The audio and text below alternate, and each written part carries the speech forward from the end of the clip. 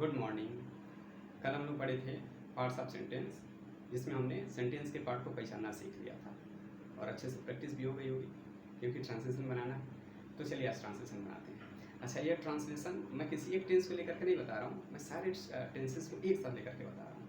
सारे टेंसेस को मैं अलग से डिटेल में बताऊँगा, लेकिन आज हम लोग सारे टेंस को एक साथ ट्रांसलेट कैसे किया जाए इसको मैं बता रहा हूँ। किसी भी सेंटेंस को एटेंडम उठा लीजिए और उसे ट्रांसलेट करना सीखिए बड़ी आसानी से। चलिए कोई भी एक सेंटेंस लेते हैं, उसे ट्रांसलेट करते हैं। ओके, मैंने एक चार्ट बना रखा है। चार्ट में सबसे ऊपर दो स्ट्रक्चर्स लिखे हुए हैं, पहला और दूसरा। पहला वाला स्ट्रक्चर अफर्मेटिव सेंटेंस में प्रयोग होंगे, दूसरा वाला स्ट्रक्चर इंट्रोगेटिव सेंटेंस में प्रयोग होंगे। अगर इन दोनों सेंटेंसेस में कहीं नहीं शब्द आ जाता हिंदी वाक्य में तो कंडीशनल है। हमने यहाँ पे बता दिया है कि नॉट का प्रयोग कहाँ करेंगे दोनों सेंटेंसेस में, तो हम वहीं पर नॉट लगा देंगे और सेंटेंस करेक्ट हो जाएगा। ओके, चलिए एग्जाम्पल से समझते हैं। पहला एग्जाम्पल कोई भी ले लेते हैं, जैसे वह खाना खा रही थी।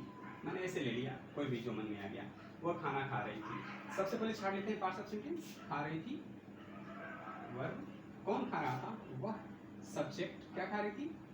खाना। ऑब्जेक्ट हो जाएगा। क्लियर? अब देखते हैं, क्योंकि अफर्मेटिव सेंटेंस है, कौन सा स्ट्रक्चर फॉलो होगा? पहला वाला। सबसे पहले क्या लिखा है स्ट्रक्चर में? सब्जेक्ट। सब्जेक्ट हम लिख देंगे शी। आगे बढ़ते हैं, हेल्पिंग वर्ब लिखा हुआ है। हेल्पिंग वर्ब देखेंगे, अब यहाँ पे टेंस की जरूरत पड़ेगी। टेंस पहचाना मैंने बताया था, काम अगर चल रहा हो तो कंटिन्यूअस, पूरा हो गया हो तो परफेक्ट, और अगर ये दोनों सेंटेंस ना हो, कंटिन्यूअस परफेक्ट, निश्चित रूप से वो इंडेफिनिट होता है। अभी हम देखते क्या है, दोनों में से कोई एक सेंटेंस है। वह खाना खा रही थी। खाना खा रही थी, थॉ पे छोड़ दीजिए, वो पास्ट है, क्लियर है। कंटिन्यूटी है, काम चल रहा था या काम चल रहा है तो कंटिन्यूअस हो जाएगा, और लास्ट में था आया है तो पास्ट हो जाएगा। पास्ट कंटिन्यूअस टेंस देखते हैं। पास्ट कंटिन्यूअस टेंस, यहाँ आते हैं कंटिन्यूअस, ये है पास्ट। इसमें हम हेल्पिंग वर्ब वाज या वर्ब का प्रयोग करेंगे। क्लियर? वाज का प्रयोग वहाँ करेंगे जब सब्जेक्ट एक वचन हो, वर्ब का प्रयोग वहाँ करेंगे जब सब्जेक्ट बहुवचन हो। सिंगुलर नंबर सब्जेक्ट के साथ वाज, प्लूरल नंबर सब्जेक्ट के साथ वर्ब का प्रयोग करेंगे। यहाँ आते हैं शी, सिंगुलर नंबर सब्जेक्ट है, वाज का प्रयोग कर देंगे। हो गया हेल्पिंग वर्ब। उसके बाद मेन वर्ब। मेन वर्ब देखते हैं, क्या ऐसे ही मेन वर्ब थोड़ी लगेगा, लेकिन लिखते हैं मेन वर्ब क्या है? खा रही थी, खाने का काम हो रहा है तो इट मीन्स होता है खाना। लेकिन मेन वर्ब का कौन सा रूप प्रयोग करें, ये हम इस लाइन में जाकर के देखेंगे। सबसे लास्ट में मेन वर्ब का कौन सा फॉर्म आया है? I N G form. हम इसी इट में आईएनजी का प्रयोग कर देंगे। क्लियर? ईटिंग। आगे बढ़ते हैं, मेन वर्ब के बाद क्या दिया है स्ट्रक्चर में? ऑब्जेक्ट। तो हम ऑब्जेक्ट देखेंगे क्या है? खाना। हम यहाँ पे लिख देंगे फूड। लिख दें? नहीं, फूड का मतलब होता है टोटल फूड, टोटल खाना जो किचन में पका के रखा हुआ है। ठीक है? और कोई व्यक्ति किचन में जाकर के सारे भोजन के साथ खाने नहीं लग जाता है, वो अपने डिश में लेता है, थाली में लेता है, फिर खाता है। और उस थाली वाले भोजन को मील बोलते हैं, जो आपके हिस्से में आता है उसको बोलते हैं मील। तो यहाँ पे लिखेंगे मील। ओके, वह खाना खा रही थी, she was eating meal, full stop. और कुछ बच नहीं रहा है, एटसेट्रा का कोई जगह ही नहीं है, सेंटेंस कंप्लीट है और सेंटेंस सही है। ओके, कोई और सेंटेंस ले लेते हैं। अगर इसी को मैं समय भी दे दूं, वह 10 मिनट से खाना खा रही थी, अगर यहाँ पे 10 मिनट जोड़ दिया गया होता, 10 मिनट, तो क्या होता? कंटिन्यूअस तो कंफर्म है, और 10 मिनट जोड़ देने से हो गया परफेक्ट कंटिन्यूअस टेंस। लास्ट में थी है, पास्ट टेंस कंफर्म है, ये हो जाएगा पास्ट परफेक्ट कंटिन्यूअस टेंस। देखते हैं क्या चेंज होगा। इस सेंटेंस को ट्रांसलेट करते हैं, क्योंकि इसमें भी कहीं नहीं शब्द नहीं आया है, इसमें पहले वाले स्ट्रक्चर को ही फॉलो करेंगे। लिखा है सब्जेक्ट, तो हम लिख देंगे शी। हेल्पिंग वर्ब पे आएंगे। अब देखिए, क्योंकि परफेक्ट कंटिन्यूअस है तो परफेक्ट कंटिन्यूअस वाली लाइन पे आएंगे। क्लियर? परफेक्ट कंटिन्यूअस में क्योंकि अब पास्ट टेंस है, ओके, तो पास्ट टेंस में हम यहाँ आ जाएंगे। लिखा है हैड बीन, तो हम लिख देंगे हैड बीन। हैड बीन हो गया। अब इसमें कहीं नहीं शब्द नहीं आया तो हम कहीं नहीं लगाएंगे। आगे बढ़ेंगे, मेन वर्ब। मेन वर्ब देखिए कौन से रूप में आया है लास्ट वाले में? I N G form. हम आईएनजी फॉर्म में मेन वर्ब लिखेंगे। मेन वर्ब क्या है? इट, तो लिख देंगे इट, आईएनजी जोड़ देंगे, हो जाएगा ईटिंग। क्लियर? अब आगे बढ़ते हैं, मेन वर्ब क्या है? ऑब्जेक्ट। ऑब्जेक्ट क्या है? खाना, हो जाएगा मील। ओके, अब एक बात आप यहाँ ध्यान रखिएगा, 10 मिनट यहाँ जो टाइम दिया है, पास्ट परफेक्ट कंटिन्यूअस टेंस में या परफेक्ट कंटिन्यूअस टेंस में जब समय दे देता है तो उसमें एक प्रीपोजिशन फिक्स होता है। फिक्स प्रीपोजिशन का प्रयोग करते हैं, वो होता है सिंस, यह होता है फॉर। अगर टाइम निश्चित हो तो सिंस का प्रयोग करेंगे, टाइम अनिश्चित हो तो फॉर का प्रयोग करेंगे। और निश्चित टाइम पता कैसे करेंगे? अगर टाइम का पर्टिकुलर कोई नेम दे दिया जाए, ठीक है, जैसे अगर मैं कह दूँ 10:05 से, तो ये बजकर जो हो गया ना ये निश्चित हो गया। लेकिन 10 मिनट से बोल दिया जाए, 1 घंटे से बोल दिया जाए, अनिश्चित है, पता नहीं 1 घंटा कब से शुरू होगा। क्लियर? अगर दिन का नाम बोल दिया जाए संडे, मंडे, ट्यूसडे, वेडनेसडे, तो निश्चित हो गया। लेकिन बोलिए 2 दिन 4 दिन बाद, तो ये क्या हो गया? अनिश्चित हो गया। क्लियर? इसको मैं डिटेल से जब इसको डिटेल बताऊंगा सारे टेंसेस को, तो अच्छे से समझाऊंगा कि कहाँ पे सिंस और कहाँ पे फार का प्रयोग करेंगे, और कैसे अच्छे से हम समझ पाएँ कि निश्चित समय क्या है, अनिश्चित समय क्या है। यहाँ हम देख लेते हैं 10 मिनट दिया है, मैंने बताया 10 मिनट, तब से सुबह कुछ नहीं पता चल रहा, यह अनिश्चित समय है। और अनिश्चित समय के लिए प्रीपोजिशन फार का प्रयोग करते हैं। ठीक है, 10 मिनट से, ये जो से है ना, इसी के लिए फार का प्रयोग होगा। हम यहाँ पे फार का प्रयोग कर देंगे, फार। और टाइम क्या दिया है? 10 मिनट्स, वो लिख देंगे 10 मिनट्स।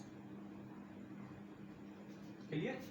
वह 10 मिनट से खाना खा रही थी, हो गया she had been eating meal for 10 minutes. इसी स्ट्रक्चर से बना, कहीं और से हम लोग नहीं गए। कुछ और सेंटेंस लेकर के देखते हैं, किसी भी टेंस का ले लेते हैं।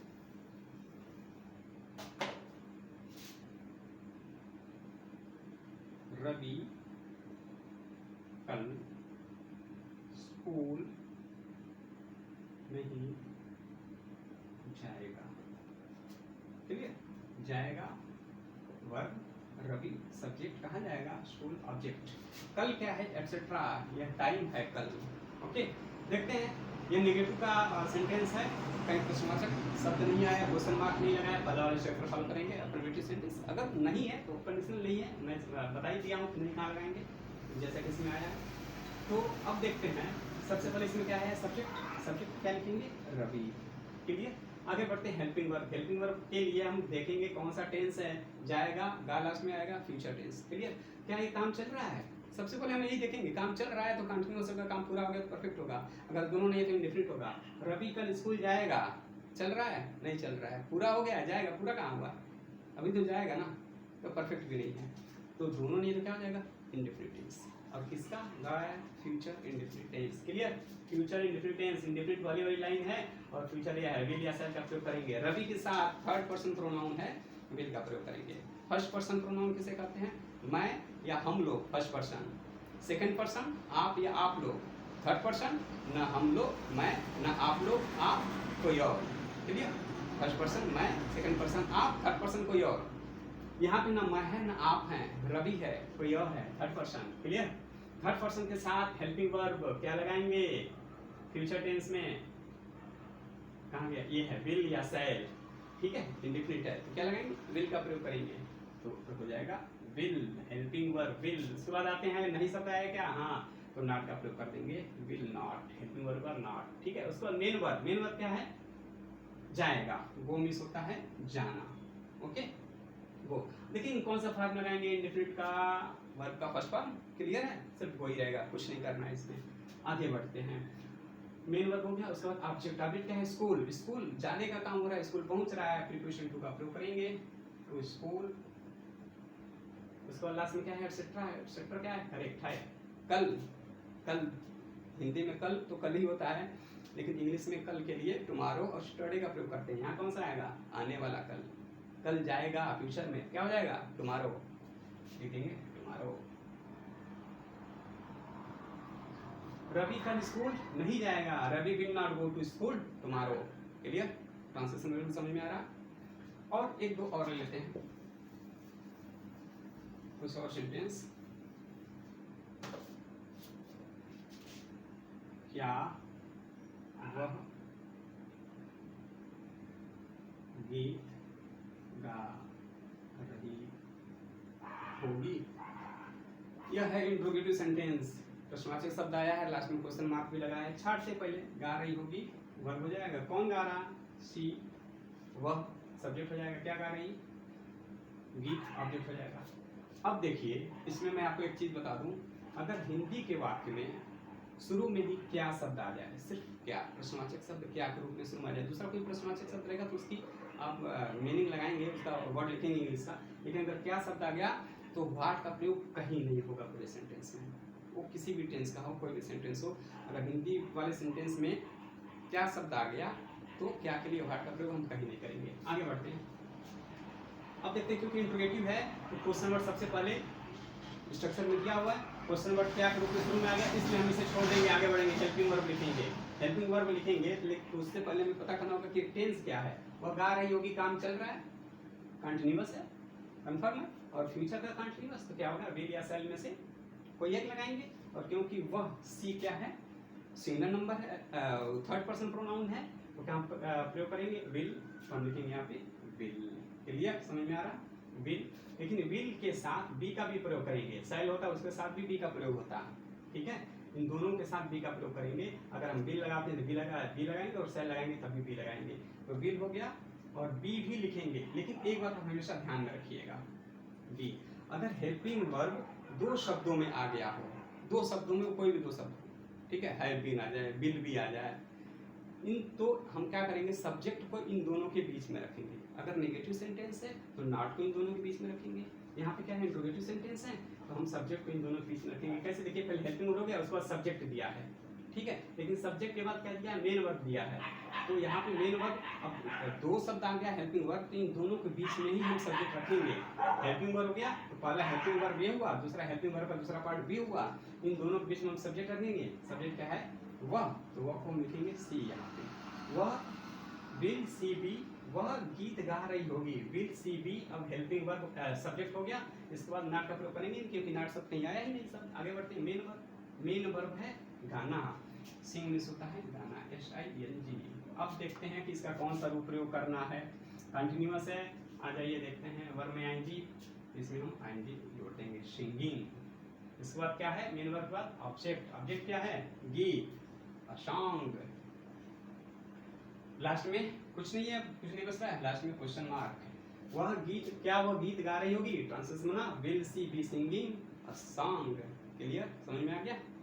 मुझे लग रहा आप कोई भी सेंटेंस उठा करके ट्रांसलेशन बना लेंगे।